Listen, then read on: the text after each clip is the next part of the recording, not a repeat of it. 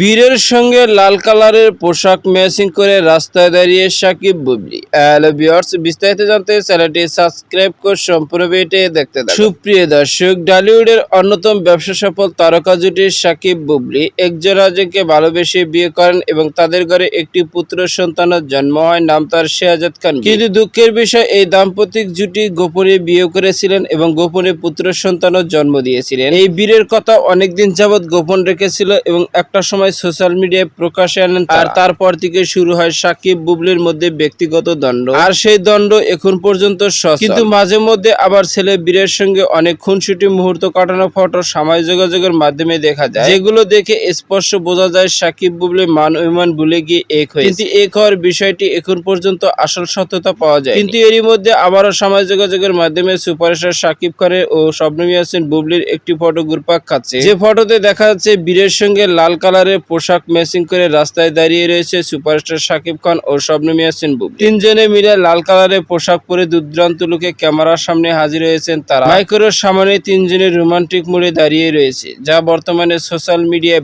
আর এদিকে মন্তব্য শুরু হয়েছে ওদের সাকিব বুবলি মান অভিমান ভুলে গিয়ে আবারও এক হয়েছে, সেই কারণে তেমন মিষ্টি এসে ক্যামেরা বন্দী হয়েছেন তারা। সুপ্রিয় দর্শক, ভিডিওটি আপনার কাছে ভালো লাগলে একটা লাইক দিন। নিত্য নতুন ভিডিও আপডেট পেতে চ্যানেলটি সাবস্ক্রাইব করুন। অসংখ্য ধন্যবাদ পুরো ভিডিওটি উপভোগ করার